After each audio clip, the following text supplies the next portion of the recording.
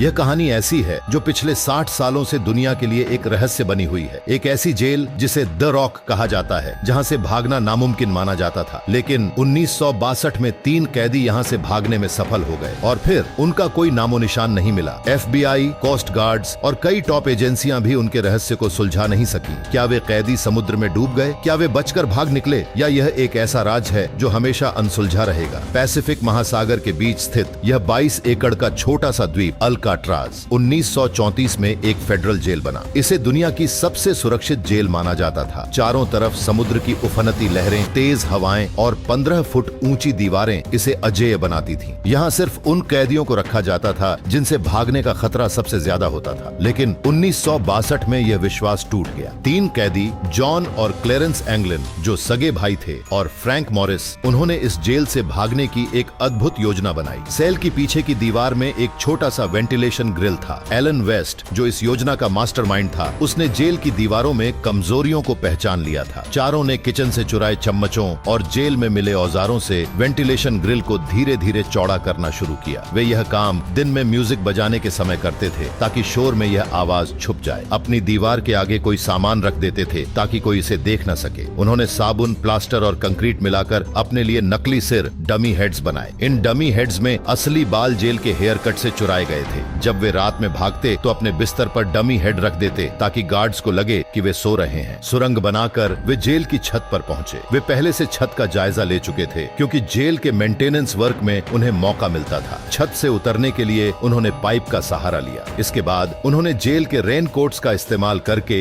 एक inflatable raft और life jacket बनाई। सुबह 7 बजे जब जेल के गार्ड्स ने गिनती की तो 3 कैदी गायब पाए गए। उनके सेल्स में सिर्फ डमी हेड्स थे। FBI ने तत्काल जांच शुरू की। एक लकड़ी का पैडल और रेनकोट से बने बैग समुद्र में मिले। बैग में कैदियों की फैमिली फोटो और अन्य चीजें थीं। FBI का मानना था कि तेज लहरों और ठंडे पानी के कारण वे कैदी समुद्र में डूब गए होंगे, लेकिन उनकी लाशें कभी नहीं मिली। क्या वे जिंदा थे? 1962 से आज तक कई बार ऐसी खबरें आईं कि इन कैदियों को कहीं देखा गया है। इंग्लिन ब्रदर्स के भतीजे ने कहा कि उनके चाचा उनसे संपर्क में हैं। 1975 में इंग्लिन भाइयों को ब्राजील के एक क्लब में देखा गया। उनकी तस्वीरें भी ली गईं। 2013 में सैन फ्रांसिस्को पुलिस को एक पत्र मिला जिसमें दावा किया गया था कि ये तीनों कैदी जिंदा हैं। 1963 में इस जेल को बंद कर दिया गया। अब यह एक टूरिस्ट अट्रैक्शन है। लोग उस ब्लॉक बी को देख सकते हैं जहां से यह रहस्यमयी भागने की घटना हुई थी। क्या सच में वे भाग निकले? अल्काट्राज जेल ब्रेक सिर्फ एक घटना नहीं बल्कि एक ऐसा रहस्य है जिसने दुनिया को हैरान कर दिया। क्या वे तीनों जिंदा थे? क्या वे अपनी नई पहचान के साथ कहीं दूर बस गए, या फिर समुद्र ने उनकी कहानी को हमेशा के लिए दफना दिया? यह रहस्य शायद कभी न सुलझ सके। अगर आपको यह वीडियो पसंद आई हो तो इसे लाइक और शेयर करना न भूलें। और हाँ, हमारे पिछले वीडियो अंटार्कटिका का गहरा रहस्य को देखना बिल्कुल न भूलें। मिलते हैं अगली रोमांचक कहानी के साथ। धन्यवाद।